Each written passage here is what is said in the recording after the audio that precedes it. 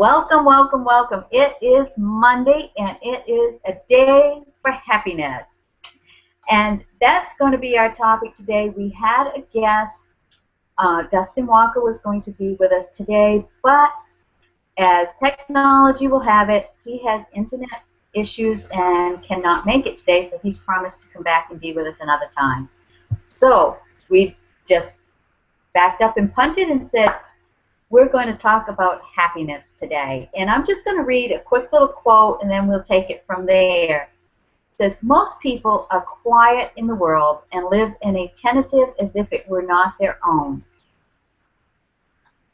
And say, I just want to be happy.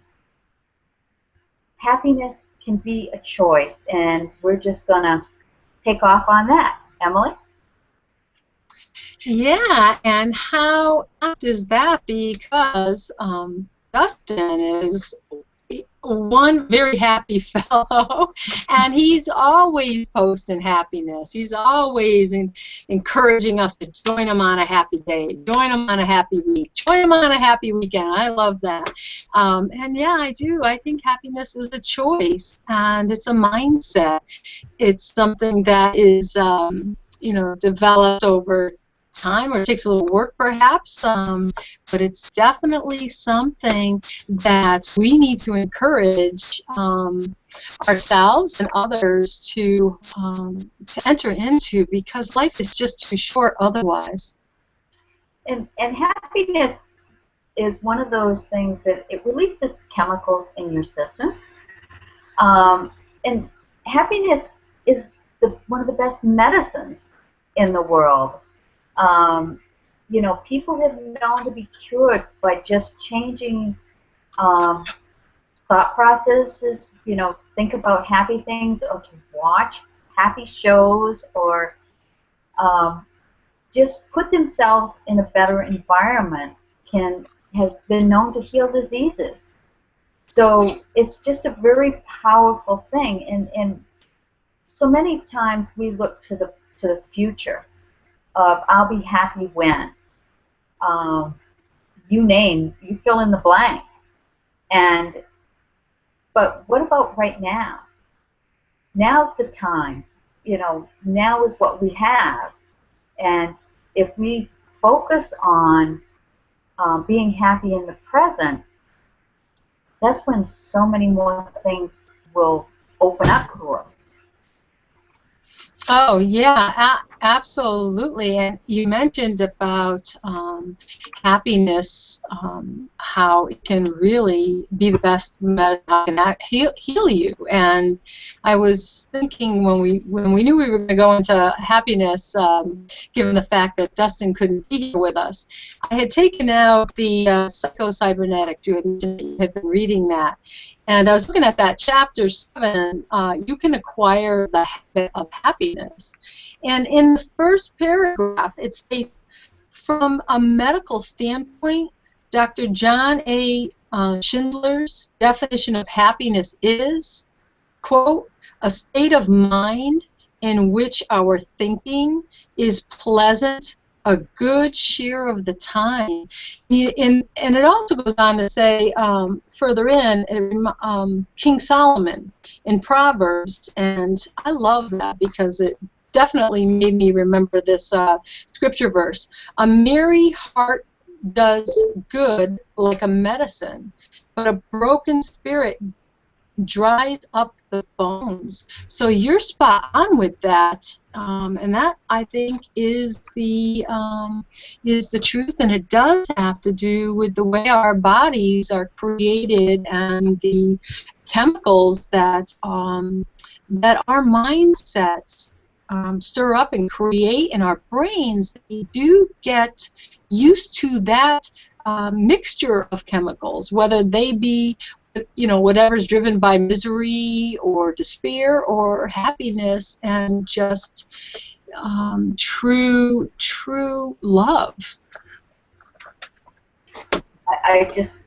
The whole idea of happiness is, I think about how it helps in our visualization, because so many times it's what we visualize is what we can make come about in our lives. And if you can start from a place of happiness, it just seems like that vision could come to you so much faster. You're letting down resistance. You're not fighting it. You're coming at it from a whole different place. And it's like making that choice. In today's world, it's so easy. You're out driving with the way people drive now. Sometimes they're apt to cut you off. They're apt to be distracted, whatever. And your reaction could be to get even, or to just hold that anger inside, that frustration, because sometimes we're conditioned on how we should react to situations. We're environmentally conditioned, because that would be like an expected way to react, rather than a choice of how we see that situation, how we choose to let that person go ahead of us, or somebody may have said something. What we have to do is discern, okay, the fact is they did that. How we react is our choice.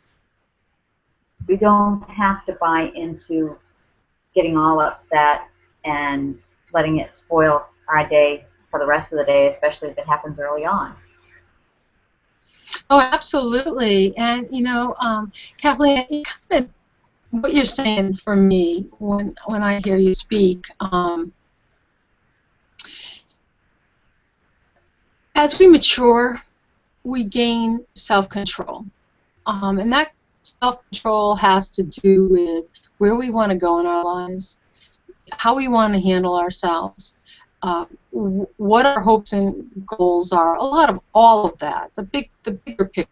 But the fact of the matter is, part of the maturity process is staying on task or focus of where it is you want to go. And life happens, and things don't always go well. So I had a boss who used to say this, I love this statement, we can either get all wrapped up in our underwear over this, or we can just keep going, step out of it, step around it, don't get caught up in that. I like that statement because we truly do have self-control, and we make choices. Life definitely happens, but we make choices as regards to how we're going to deal with it. So people may cut you off in traffic. People may be rude to you. Other people may not respect you. Things may not go well. But we're adults, and we're mature, and we ought to be able to have the self-power, the self-control to drive our own lives, to reach our own destinations. And happiness and maintaining a positive attitude. And like that definition said, it had to do with the majority, a good portion of our mindset being positively oriented, not allowing these hiccups in our lives to take us off that course. And we've all heard that, you take a flight, an airplane flight, or a spaceship, if you will, that they're off course 90-something% of the time. So there's always that auto correction, and we should be driving our lives the same way. Along the road of life, we're going to be times to brake, times to speed up, times to slow down, times to turn and go around obstacles. And I would really love for what we can do, what we can offer our viewers, is some assistance, some help in that roadmap to success for their lives, which a lot of that has to do with maintaining a good balance. And surely happiness is core to that. Oh, I totally agree. And one of the things that brought up in the book that I too have been reading the Cybernetics. I just think he offers up so many great things. And one of the things that he pointed out in there was that he found that a lot of his clients were many of the common causes of their unhappiness was that they were living on the deferred payment plan for happiness. Like I mentioned before, I will be happy when. I will be happy when, I get a new car, or when I get the new house, or when I get the new job. Well, until we learn to be happy in the present, there is no happiness for the future. And you've got to take and learn how to take and enjoy the moment. And take in your surroundings and see the good that lives around you every day. And we have to start reconditioning ourselves, because there's a lot thrown at us. If we turn on the TV, we hear negativity. If we turn on the radio, it's making a choice as to what we feed our minds, I think, is going to be a huge help in the direction that plays out in how much happiness that we have and how much happiness that we can feel. Oh, yeah, absolutely, absolutely. I posted something on that. I think it was last Thursday night, as regards to the kind of mindset. I struggled very much following my husband's sudden death, and I had 3 little kids at the time, 7, 5, and an 18-month-old, and I had a lot of anger. I had a lot of stress. I was despairing quite often, and I was battling depression for quite some time. And I recall very, very distinctively the time I was really crying out to God, because I really felt like I'm not heading for that whirlpool that's going to take me down. I was getting really familiar with that whirlpool that I would go into depression and not pop out for I don't know how long. And I remember distinctly hearing, "Then don't think those things." And I thought, wow. And I realized what was happening was that I was in this pattern of negative thinking. Oh, woe is me, whatever, but it was taking me into this whirlpool that I refer to now as the whirlpool of hell. And it was by choice. I was choosing to think those things, and I was going down into this dark place. And I needed to stop thinking those things. So you learn to flip. So the polarity. So to every coin there is another 2 sides. So if I'm thinking the whole negative things and that's bringing me to that whirlpool of hell, then I needed to think the opposite. So again, there was that shift that I had to think positively, and I was the guard over my thoughts, over my heart, which is the wellspring of life. I am to guard my heart. It is the wellspring of life. And so when I heard that, when I did that, I am here now. Yeah. And we're glad that you are a happy woman. And it took a long time to get there, Kathleen. And it wasn't easy, but it is simple. It is simple, not easy, and it is about self-control. And if we could help our viewers out at all, it is to challenge them to take back that control. So many of us have given that up, like, this is out of my control, this is out of my circumstances. Yeah, those things are, but how you react to it is not. Isn't that the truth? Like I say, I really think that it's something that environmentally we have just taken on for so long, that it's a shift in thinking and in behavior and in so many ways to choose happiness, and to take our thoughts back to finding that time where we can have that feeling of what it was like to be happy. For some, they haven't experienced happiness for a long time. it's just, it's like it's an elusive thing for them. But, it's connecting with people that can lift you up and kind of help maybe guide the way for you to help you start visualizing again. It's like dreaming.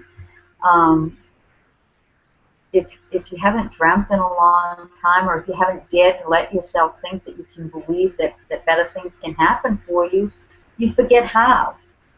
It's you need a refresher course. When you look at children, I looked at my granddaughter this weekend, and we were at a rad race, a color me rad, and I got there and I thought, oh boy, it's like, this is crazy. But it wasn't until she started, they were playing this music, and she was dancing, and she was with the beat, and she was being in the moment. And she was just, when we started opening up the little color packs, she intuitively knew how to have fun with all that color. And she just started sprinkling that. Well, seeing her joy, seeing her happiness, that puts you right in the moment. It's like, okay, so what? I'm sprinkled with color. And this is fun. This is taking you right back to being a kid. Who cares? It washes off. And you had to laugh when her hair is like 5 shades of different color in that truly blonde hair. It was like, and she's covered from head to toe with all this colored dust, and she's sprinkling everybody, Tara and I in particular, with it. It was like this child was showing us how to just open up, be free, be who you are, be in the moment, and truly enjoy what that moment has to offer. And, I think we all kind of need that Disney World effect to just take us back to when we were, so that we can remember what that feeling was like. Yeah, for sure. And reminds me of, in Scripture, it refers to Christ saying, we need to be like little children to get into the kingdom of God.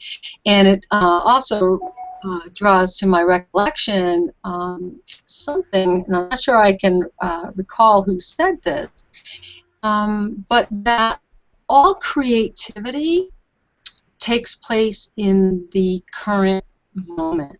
It takes only in the now, in the presence. So we really can only truly create happiness in the present moment. We can't do that in the past, and we can't do that in the future. Our ability, our life, our living is only in the moment.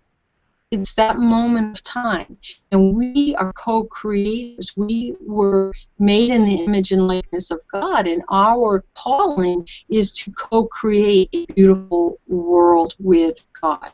And that can only take place in the moment. And as you said, she was so present, your granddaughter, so present to the moment that she was enjoying.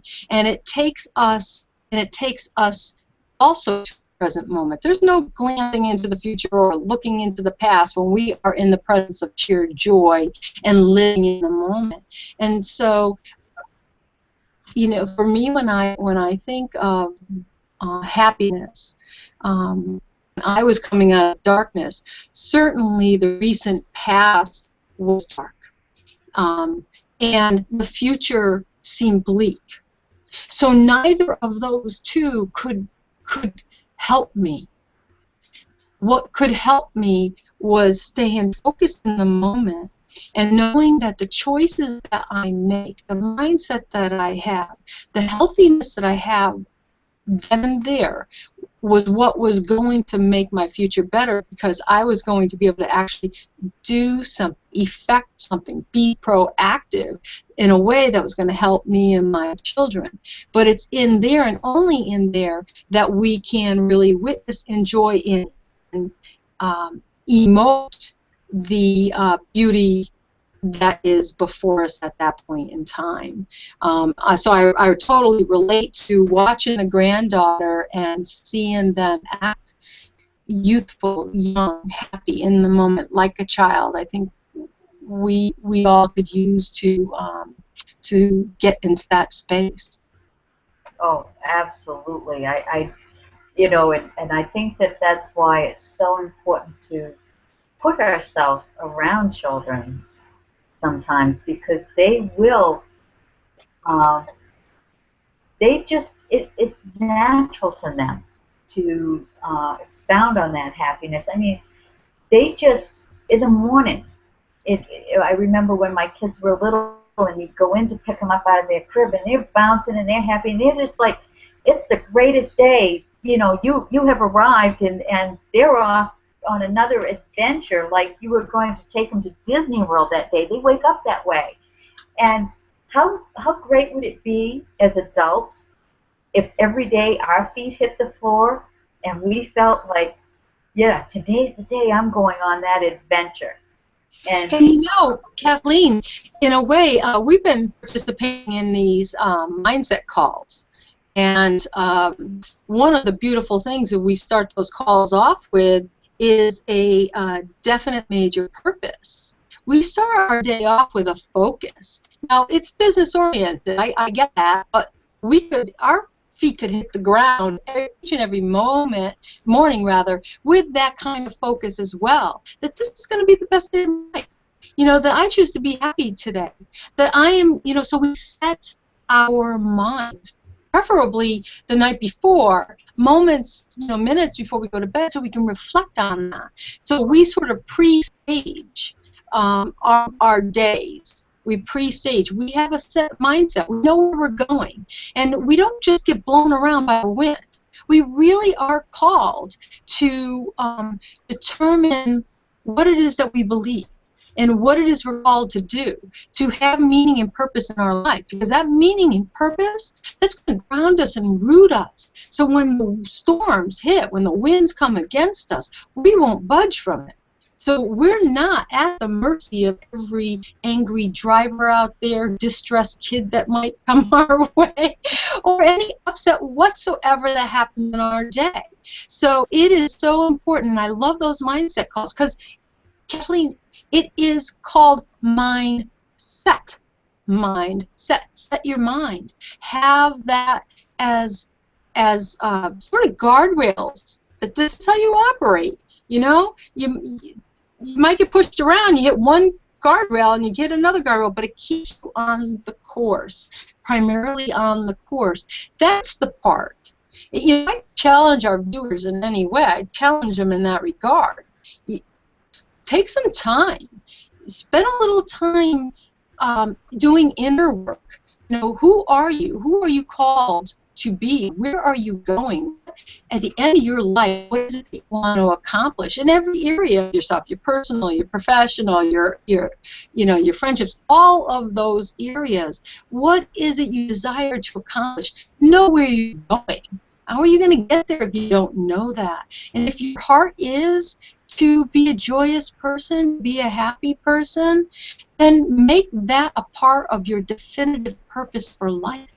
So that way you can better maintain the storms that come. Now, there's no doubt that life is like a wave, and there are ups and there are downs, and so too we just kind of flow with those downs or enjoy those highs, but knowing that this too shall pass. So it doesn't have to destroy us. It doesn't have to take us down, but we can use it as a greater motivator to get on with our lives where we want to take them.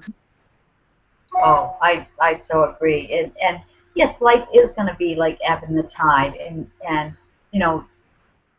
always coming in and out.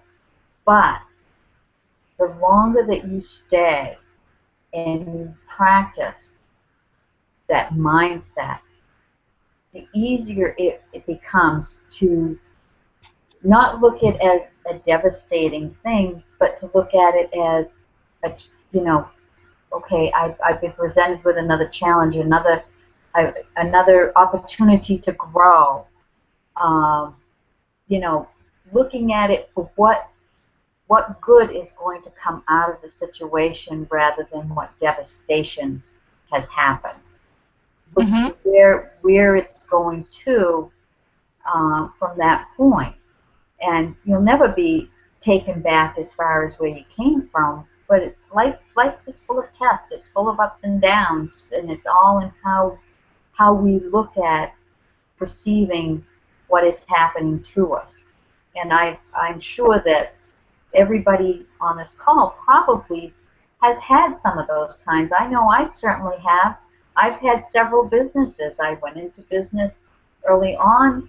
Um, I had a clothing store, and it went well for a couple of years. Then things turned around, and I lost that store. But I didn't stay down. That's by losing that store, it opened me up for another whole possibility of to go on to hairdressing school, which was something I'd always wanted to do, and that's Mm. served me for the past 30 years. That has been, you know. But if I hadn't have lost that store, you know, things could have been different. So I have to look at it like that was a purposeful thing. As much as it didn't seem like it at the time, it certainly has, proven to turn around and be good for me. Yeah, So, absolutely. Kathleen, so many of the stories we hear, um, they are becoming almost average stories of those that pull themselves up by their bootstraps, really then move on to more success. It's almost like failure is necessary for success. It's almost like the dark trials and tribulations of life is, unless you know that depth of trial, darkness, sadness, you won't really there. know what the high is, the opposite of that. So wonderful opportunities. I'm looking at the clock. I think we have like 1 minute. So we want to kind of wrap this up. You want to do the wrap up? You gave us a good start. How about wrap us up? I just think, you don't look at failure as despair, but as a rite of passage, and think, great, big doors are going to open for me. I have always lived by the thing that if one door closes, God has a much bigger door with much more magnificent things to present to me. And by keeping that in my heart and in my mind, um, that's where my joy can come from, and how you can just see the good in every day. Just look for the good. Awesome, awesome. Thank you, and thank you, our viewers. I hope that we've given you some good food for thought on being happy and taking some control over our lives and the direction of our lives, directions of our business, and being much more proactive and just enjoy that journey. Have a great day. Thank you, and peace be with you. Bye. Bye bye.